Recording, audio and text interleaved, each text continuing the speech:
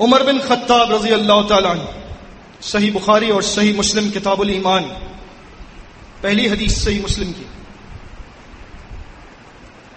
حدیث جبریل علیہ الصلوۃ والسلام، طویل حدیث۔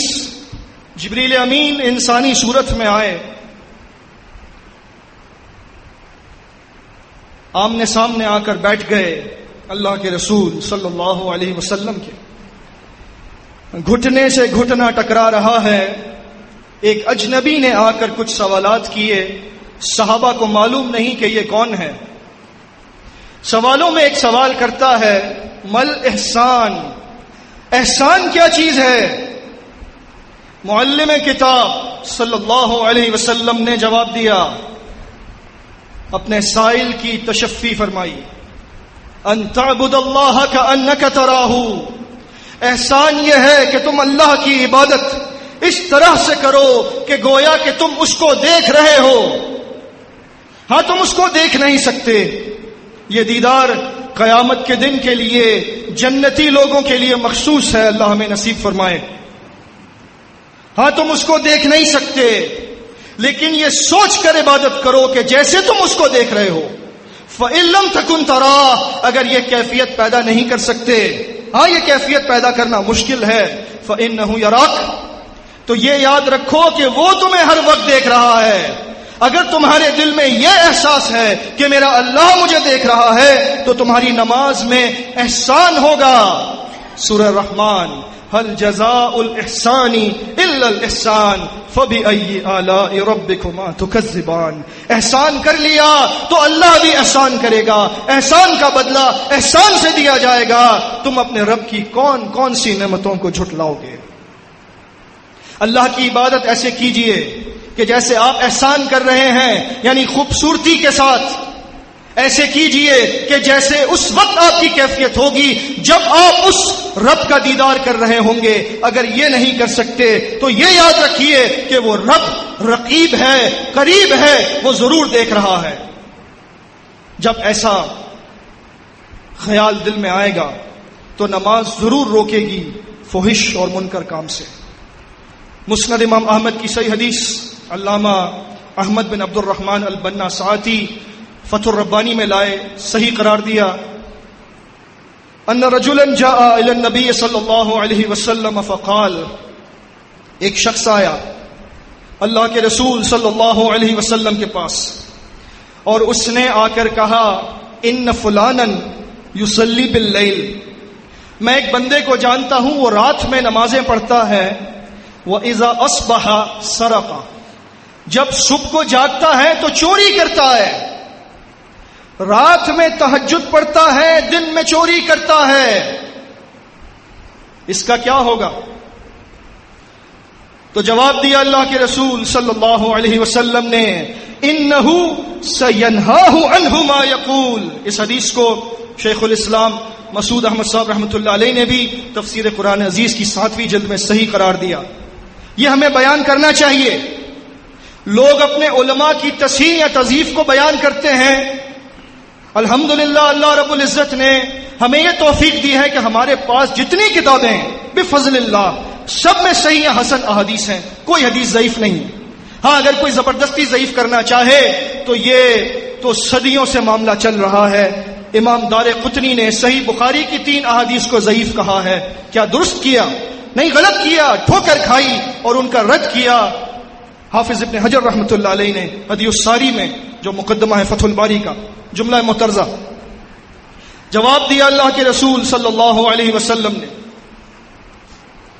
کہ جو بات وہ نماز میں کہہ رہا ہے، جو کچھ وہ اپنی نمازوں میں پڑھ رہا ہے، وہ جو نماز ادا کر رہا ہے، اس کی نماز، اس کی تلاوت، اس کی تسبیح اس کو ان قریب چوری سے خود بخود روک دے گی۔ ان الصلاۃ تنہی عن الفحشاء والمنکر، یہ اس آیت کی تفسیر ہے۔ نماز میں کوئی ایسا فلسفہ ہے کہ وہ اپنے پڑھنے والے کو منکر اور فحش کام سے روکتی ہے۔ اگر اب تک نہیں روک سکی، اپنی نمازوں کو دیکھیں، نمازوں کے اوقات پر غور کریں، کس وقت میں کون سی نماز پڑھ رہے ہیں، تساہل کا شکار نہ ہو۔ سب سے پہلے اول وقت میں نماز پڑھنے کی پوری کوشش کریں. ہاں دنیا مصروف ہے، معاملات خراب ہیں، حالات بڑے تباہی کی طرف جا رہے ہیں، لیکن اگر ہم نے اللہ رب العزت کی رضا کے لیے اس نیکی کا، اپنی نماز کا خیال کیا تو اللہ رب العزت کا وعدہ ہے. سنیے مستدرک حاکم کی صحیح حدیث، معقل بن یسار رضی اللہ تعالی عنہ سے روایت. اللہ کے رسول صلی اللہ علیہ وسلم نے فرمایا یقول ربکم عز وجل، تمہارا رب عز وجل فرماتا ہے یا ابن آدم تفرغ لعبادتی، اے آدم کے بیٹے میری عبادت کے لیے وقت نکال. وقت ملے گا نہیں، وقت نکالنا پڑے گا. اے آدم کے بیٹے میری عبادت کے لیے وقت نکال. املا قلبک غنن، میں تیرے دل میں غنا بھر دوں گا. وہ املا یدیک رزقا، تیرے دونوں ہاتھوں میں رزق بھر دوں گا. آسمان سے رزق برسے گا، زمین سونا اگلے گی. تو میری عبادت کے لیے وقت تو نکال، میرا بن جا، میں سب کچھ تجھے دوں گا. لیکن ہم کام کے پیچھے بھاگتے ہیں، نماز کو چھوڑ دیتے ہیں، اتنی تاخیر کر دیتے ہیں. اللہ ہم پر رحم فرمائے. سوئی دیکھتے رہتے ہیں کہ ابھی ہو وقت، آخری وقت تو میں اٹھ کر نماز پڑھوں. باقی 2-3 گھنٹے گزار دیے کاروبار میں، فضول باتوں میں، وہ وقت برباد کر دیا، یاد نہ آیا. جب رزق تنگ ہوا تو پھر سوچتا ہے کہ میں اتنا پریشان کیوں ہوں. اللہ کے لیے وقت نکال، اللہ تجھے سب کچھ دے گا. وَيَا ابْنَ آدم، آدم کے بیٹے سن لے، لا تبعد منی، مجھ سے دور نہ ہونا، میری عبادت سے غافل نہ ہونا. املا قلبک فقرا، تیرے دل میں محتاجی بھر دوں گا. وہ املا یدیک شغلا، تیرے ہاتھوں میں کام ہی کام ہوگا، کام بہت کرے گا. مصروفیت بے پناہ، پل کی فرصت نہیں ہے لیکن ٹکے کی کمائی نہیں ہے. اللہ کی طرف سے رزق ملتا ہے، محنت کرنے سے ہی نہیں ملتا. یہ سب کچھ اللہ کی طرف سے مقرر ہے. جو نماز کو اہمیت دے گا رزق اس کے پیچھے آئے گا، اور جو نماز کو چھوڑے گا تو اللہ برکت کو سلب کر دے گا. پھر وہ پچھتاتا رہے، کچھ نہیں ملے گا سوائے اس کے کہ توبہ کر کے اپنی اصلاح کرے. انبیاء علیہم الصلوۃ والسلام، آپ نے سنا سورہ عنکبوت میں وَلَذِكْرُ اللَّهِ اکبر، اللہ کا ذکر سب سے بڑی چیز ہے. اللہ کا ذکر کرنا کیسے ہے؟ سورہ طٰہٰ، وَهَلْ أَتَاكَ حَدِيثُ مُوسَىٰ، اے رسول صلی اللہ علیہ وسلم کیا آپ کو موسیٰ علیہ الصلوۃ والسلام کی خبر پہنچی ہے؟ ہم بتاتے ہیں اذ رأى نارا فقال لأهله امكثوا انی آنست نارا. اپنی بیوی کے ساتھ، اپنے گھر والوں کے ساتھ جا رہے تھے، مدین سے نکلے، رستے میں رات ہو گئی، دور سے آگ نظر آئی. کہتے ہیں مجھے آگ نظر آ رہی ہے، لعلی آتیکم منہا بقبس، سردی کی رات ہے، میں جاتا ہوں کوئی انگارہ لے آتا ہوں کہ تم تاپ لو. او اجد علی النار ہدا، یا شاید مجھے آگ پر پہنچنے کے بعد رستہ مل جائے، کوئی رستہ بتا دے. رستہ مل گیا لیکن دنیاوی نہیں، اخروی رستہ. فلما اتاہا، آگ کے پاس پہنچے، نودی یا موسیٰ، آگ میں سے آواز آئی، اے موسیٰ انی انا ربک، بے شک میں تمہارا رب ہوں، فاخلع نعلیک، اپنی جوتیاں اتار دو. انک بالوادی المقدس طویٰ، تم اس وقت کسی عام جگہ پر نہیں ہو، تم ایک مقدس وادی میں ہو جس کا نام طویٰ ہے. وَأَنَا اخْتَرْتُكَ فَاسْتَمِعْ لِمَا يُوحَىٰ، اے موسیٰ میں نے تمہیں چن لیا ہے، اب غور سے سننا جو کچھ وحی کیا جا رہا ہے. اننی انا اللہ لا الہ الا انا، بے شک میں، ہاں میں ہی اللہ ہوں، میرے علاوہ کوئی الہ نہیں ہے. فاعبدنی، اب تم میری عبادت کرو گے. وَأَقِمِ الصَّلَاةَ لِذِكْرِي، اور میرے ذکر کے لیے تمہیں نماز قائم کرنی ہوگی، صلاۃ کا پابند بننا پڑے گا. کیونکہ جو ذکر کرنا چاہتا ہے وہ صلاۃ کا پابند ہوگا. وہ ذکر بیکار ہے, وہ الا اللہ کی ضربیں بیکار ہیں کہ جو نماز نہ پڑھتا ہو اور جب پوچھا جائے تو کہیں کہ یہ ہمارے حضرت اتنے پہنچے ہوئے ہیں کہ یہ یہاں ہوتے ہیں, نماز مکہ میں پڑھتے ہیں. استغفر اللہ. اتنا جھوٹ اور لوگوں کو گمراہ کیا ہے. لوگ اتنے سیدھے کہ وہ سمجھتے ہیں کہ سچ کہا گیا ہے. عیسیٰ علیہ الصلوۃ والسلام, سورہ مریم, فأتت به قومها تحمله. مریم بنت عمران علیہ الصلوۃ والسلام حاملہ ہو گئیں, پریشان ہیں, شادی نہیں کی, بچہ ہوگا, اپنی قوم کے پاس لے کر جاؤں گی تو قوم کیا کہے گی. قصہ طویل ہے, متعلقہ حصہ بیان کرتا ہوں. بچے کی پیدائش ہوئی, عیسیٰ ابن مریم قول الحق الذی فیہ یمترون. پیدائش ہو گئی, بچے کو لے کر آئیں. قالوا یا مریم لقد جئتی شیئا فریا.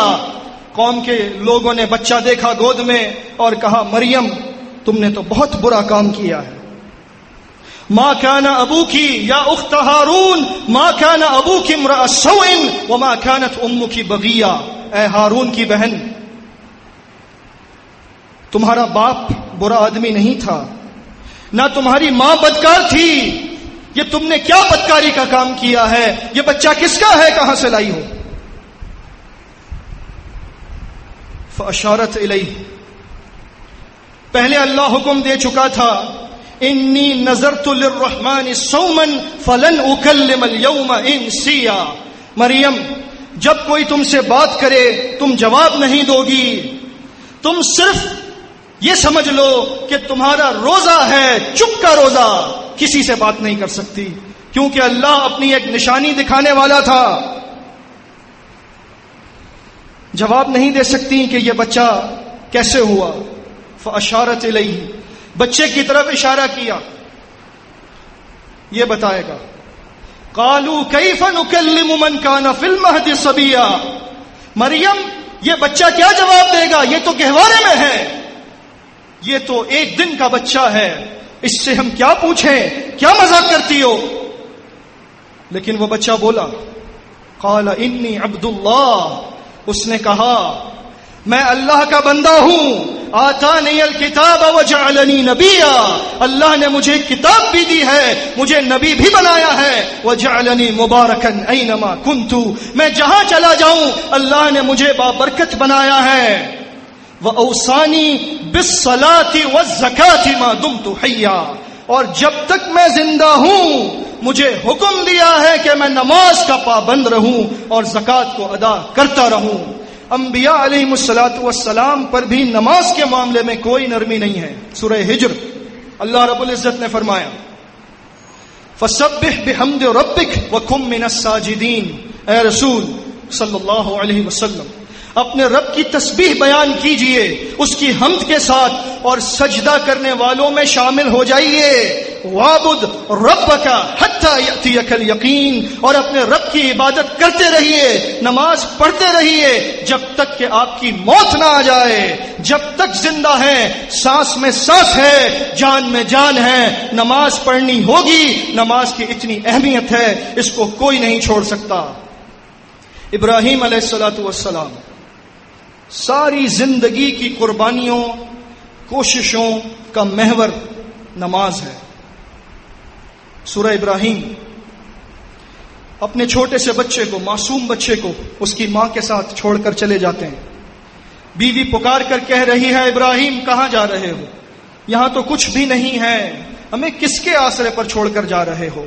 ابراہیم علیہ الصلوۃ والسلام اللہ سے دعا کرتے ہیں ربنا انی اسکنت من ذریتی بواد غیر ذی زرع عند بیتک المحرم. اے میرے رب میں نے تیرے حکم پر چھوڑ دیا ہے اپنے بچے کو جو دعاؤں سے مانگا ہے, بڑھاپے میں ملا ہے اور اس کی ماں کو چھوڑ دیا تیرے محترم گھر کے پاس, اس وادی میں جہاں پر کچھ بھی نہیں ہے, کوئی زراعت نہیں ہوتی, پانی کا نام و نشان نہیں ہے, میں نے چھوڑ دیا. کیوں چھوڑا؟ ربنا لیقیموا الصلاۃ. اے میرے رب کیونکہ تو ان کو نماز سکھائے گا، تو ان کو نماز بتائے گا، تو دین کا اتمام کرے گا۔ فَاجْعَلْ أَفْئِدَةً مِّنَ النَّاسِ تَهْوِي إِلَيْهِمْ، اے میرے رب میں چھوڑ کر چلا جاؤں گا، یہاں کوئی نہیں ہے، اب تیرا کام ہے تو لوگوں کے دلوں کو ان کی طرف مائل کرے گا، لوگ ان کے پاس آئیں گے، یہ تنہا نہ رہ جائیں۔ وَارْزُقْهُم مِّنَ الثَّمَرَاتِ، ثمرات کیا، یہاں پر تو پانی نہیں ہے لیکن میں یقین کے ساتھ تجھ سے مانگتا ہوں ان کو تو پھل عطا کرے گا، تو ثمرات دے گا، لعلہم یشکرون، یہ تیرا شکر ادا کریں گے۔ شکر ادا کرنے کے لیے سورہ نحل، وَاشْكُرُوا نِعْمَةَ اللَّهِ إِن كُنتُمْ إِيَّاهُ تَعْبُدُونَ، اگر تم اللہ کی نعمتوں کا شکر ادا کرنا چاہتے ہو اس کی عبادت کرنی پڑے گی۔ وہ شکر بیکار ہے جو آدمی کھانا کھانے کے بعد محض الحمدللہ کہہ دے اور پھر عشاء کی نماز پڑھے بغیر سو جائے، یہ کوئی الحمدللہ نہیں ہے۔ وَاشْكُرُوا نِعْمَةَ اللَّهِ إِن كُنتُمْ إِيَّاهُ تَعْبُدُونَ، اگر اللہ کا شکر ادا کرنا چاہتے ہو تو نماز پڑھنی پڑے گی، اس کے علاوہ تم شاکرین میں نہیں ہو سکتے۔ وَقَلِيلٌ مِّنْ عِبَادِيَ الشَّكُورُ، اللہ کا فیصلہ ہے سورہ سبا میں، اللہ کے بندوں میں بہت کم بندے شکر گزار ہوا کرتے ہیں۔ شکر گزار بنیے، عبادت کیجئے، عبادت کے لیے نماز پڑھیے، نماز کو صحیح معنی میں ادا کیجئے۔ ابراہیم علیہ الصلوۃ والسلام اسی اسنا میں دعا فرماتے ہیں، الحمدللہ الذی وہب لی علی الکبر اسماعیل و اسحاق ان ربی لسمیع الدعاء، تمام تعریف میرے اس رب کے لیے، میرے مولا کے لیے جس نے مجھے بڑھاپے میں اسماعیل اور اسحاق جیسے دو بیٹے عطا کیے۔ بے شک میرا رب دعاؤں کا سننے والا ہے۔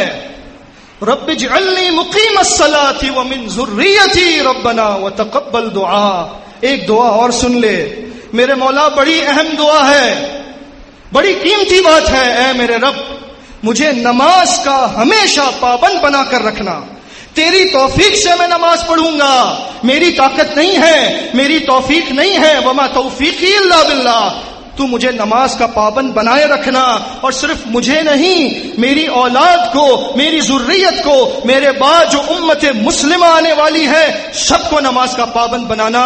اے میرے رب میری یہ دعا سن لے، ربنا اغفر لی ولوالدی وللمؤمنین یوم یقوم الحساب، اے میرے رب مجھے بخش دینا، میرے والدین کو بخش دینا، اور تمام ایمان والوں کو جو نماز کے پابند ہیں ان سب کو بخش دینا، اس دن جب حساب و کتاب کا دن ہوگا، اس دن تیری بخشش مل جائے اور کچھ نہیں چاہیے۔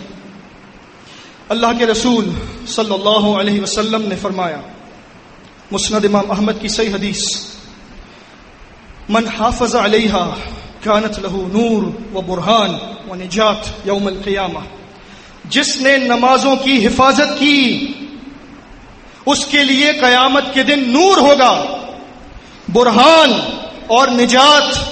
نور جب پل صراط کی تاریکیوں سے گزرنا پڑے گا، ام منکم الا واردها کان علی ربک حتما مقضیا، سورہ مریم، تم میں سے کوئی نہیں ہے جو پل صراط سے گزرنے سے بچ جائے، سب کو گزرنا پڑے گا، یہ آپ کے رب کا حتمی فیصلہ ہے جس پر عمل ضرور ہوگا۔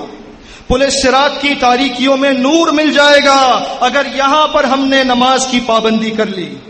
برہان، جب اللہ رب العزت حساب و کتاب لے گا تو بیان کرنے کے لیے حجت ہوگی، برہان ہے، یہ برہان وہاں پر کام آئے گی اگر یہاں نماز کی پابندی کی۔ اور نجات تو سب سے بڑی چیز ہے، نجات مل گئی تو سب کچھ ہو گیا، یہ بھی اس کے لیے جو نماز کا پابند ہے۔ وَمَن لَّمْ يُحَافِظْ عَلَيْهَا، اور جو اس کی پابندی نہیں کرتا، جو نماز کی حفاظت نہیں کرتا، لفظ پر غور کریں، حفاظت کرنی ہے۔ اپنے قیمتی سامان کی کیسے حفاظت کرتے ہیں؟ سامان کو چھوڑیے، رات کو اگر 2 بجے بھی آپ نے آرام کرنے کے لیے آپ لیٹے اور صبح کو 4 بجے 5 بجے آپ کی پرواز ہے، فلائٹ ہے، بکڈ ہے، آپ کو نیند نہیں آئے گی، آپ کہیں گے مجھے 1 گھنٹے بعد ایئرپورٹ جانا ہے ورنہ میرا 10,000 20,000 40,000 کا نقصان ہو جائے گا، میری فلائٹ کینسل ہو جائے گی، بہت سارا نقصان ہے۔ آپ اس کی حفاظت کرتے ہیں کیونکہ وہ کچھ پیسوں کا مسئلہ ہے، لیکن اگر وہی مسلم رات کو 1 بجے سوتا ہے تو کوئی اہتمام نہیں کرتا، کوئی حفاظت نہیں ہے فجر کی نماز کی، جب آنکھ کھلے گی پڑھ لیں گے، اللہ مالک ہے۔ یہ کیا ہے؟ یہ حفاظت نہیں ہے.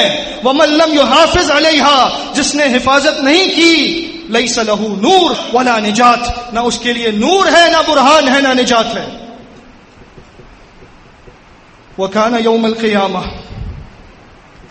اور قیامت کے دن ایسا گنڈے دار مصلی جو کبھی نماز پڑھتا ہے کبھی چھوڑ دیتا ہے، وہ قیامت کے دن کن لوگوں کے ساتھ اٹھایا جائے گا؟ مع قارون و فرعون و حامان و ابی بن خلف. قیامت کے دن وہ کھڑا کیا جائے گا اس دنیا کے بدترین کفار کے ساتھ، قارون کے ساتھ، فرعون کے ساتھ، حامان کے ساتھ، ابی بن خلف کے ساتھ. کیسے ہو سکتا ہے کہ ایک مسلم قیامت کے دن ایسے لوگوں کے ساتھ کھڑا کیا جائے؟ اس کے برعکس جو نماز کا محافظ ہے، سورہ مومنون، والذین هم علی صلواتہم یحافظون، جو اپنی نمازوں کی حفاظت کرتے ہیں، اولئک هم الوارثون، ان کے کیا کہنے، ان کو ہم وراثت دیں گے. وراثت کس کی؟ الذین یرثون الفردوس هم فیہا خالدون، ان کو وراثت میں جنت الفردوس ملے گی جس میں وہ ہمیشہ رہیں گے. جنت الفردوس جس کے اوپر رحمان کا عرش ہے، بیچ میں کچھ نہیں ہے، میرا رب اوپر ہے، میں جنت الفردوس میں، اس سے اچھا کیا ٹھکانہ ہوگا؟ یہ کس کے لیے ہے؟ جو حفاظت کرے گا اپنی نمازوں کی حفاظت کیجئے. آخری حدیث سنا کر ختم کرتا ہوں. ہم بہت گناہگار لوگ ہیں. طبرانی اوسط اور صغیر صحیح حدیث علامہ منذری الترغیب و ترہیب میں لائے. عبداللہ ابن مسعود رضی اللہ تعالی عنہ سے مروی، فرمایا اللہ کے رسول صلی اللہ علیہ وسلم نے، تحترقون ثم تحترقون ثم تحترقون، تم لوگ گناہ کر کر کے جل جاتے ہو، تم گناہ کر کے جل جاتے ہو، تم گناہوں میں جل جاتے ہو. ثم صلیتم الفجر، پھر تم فجر کی نماز پڑھ لیتے ہو. فغسلتها، تو وہ فجر کی نماز تمہارے اس جلتی ہوئی آگ پر پانی ڈال دیتی ہے، تمہارے گناہوں کو بجھا دیتی ہے. فجر کی نماز پڑھ لی. فتحترقون ثم تحترقون ثم تحترقون، پھر تم گناہ کرنے لگتے ہو، پھر تم جلنے لگتے ہو، پھر تم جلنے لگتے ہو، پھر تم جلنے لگتے ہو. ثم صلیتم الظہر، اور ظہر کا وقت آ جاتا ہے اور تم ظہر کی نماز پڑھ لیتے ہو. فغسلتها، یہ نماز اس آگ پر پانی بن کر پڑتی ہے، سارے گناہ مٹ جاتے ہیں. اس کے بعد تحترقون ثم تحترقون ثم تحترقون، پھر تم گناہوں میں لت پت ہو جاتے ہو اور تم جلنے لگتے ہو، تم جلنے لگتے ہو، تم جلنے لگتے ہو. ثم صلیتم العصر، پھر تمہیں اللہ مہلت دیتا ہے، جا عصر کی نماز پڑھ لے. فغسلتها، تیرے سارے گناہ معاف کر دیے. ثم تحترقون ثم تحترقون ثم تحترقون، پھر تم جلنے لگتے ہو، پھر تم جلنے لگتے ہو، پھر تم جلنے لگتے ہو. ثم صلیتم المغرب، پھر اللہ مغرب تک مہلت دیتا ہے. مغرب پڑھ لی. فغسلتها، گناہ مٹ گئے. ثم تحترقون ثم تحترقون ثم تحترقون، پھر تم رات میں گناہ کرنے لگتے ہو، گناہ کر کے جلنے لگتے ہو، تم جلنے لگتے ہو. ثم صلیتم العشاء، پھر تم عشاء پڑھ لیتے ہو. فغسلتها، سارے گناہ مٹ جاتے ہیں. ثم تنامون، پھر تم سو جاتے ہو. ولا تکتب حتی تستيقظوا، اور کوئی گناہ لکھا نہیں جاتا جب تک تم جاگ کر گناہ نہ کرنے لگو. اتنی اہمیت ہے کہ ہم گناہگار ہر دن میں 2 نمازوں کے درمیان ان گنت گناہ کرتے ہیں، اور اللہ ہمیں موقع دیتا ہے. وہ موقع جس کو ابلیس نے گوا دیا، وہ موقع ہمیں ملتا ہے. سجدہ کر لو، رفع دین، گویا کہ میں کہتا ہوں کہ اللہ رب العزت کے سامنے اپنی عاجزی کا اظہار ہے. آپ محسوس کریں جب آپ دونوں ہاتھوں کو اٹھاتے ہیں، اس کو انگریز کیا کہتے ہیں؟ ہینڈز اپ. ہینڈز اپ، یہ اپنی بے بسی کا اعتراف ہے. میں کچھ نہیں ہوں، دونوں ہاتھ اٹھا دیے، اب جو ہوگا تیری مرضی ہے. یہ سوچ کر نماز پڑھیں کہ ہم نے اللہ کے سامنے اپنی بے بسی کا اعتراف کیا ہے. وہ کچھ ہوگا جو تو چاہے گا، وہ نہیں ہوگا جو میں چاہتا ہوں، اور اگر میں نے وہ کر لیا جو تو چاہتا ہے تو تو مجھے وہ دے گا جو میں چاہتا ہوں. اقول قولی ھذا واستغفر اللہ لی ولکم.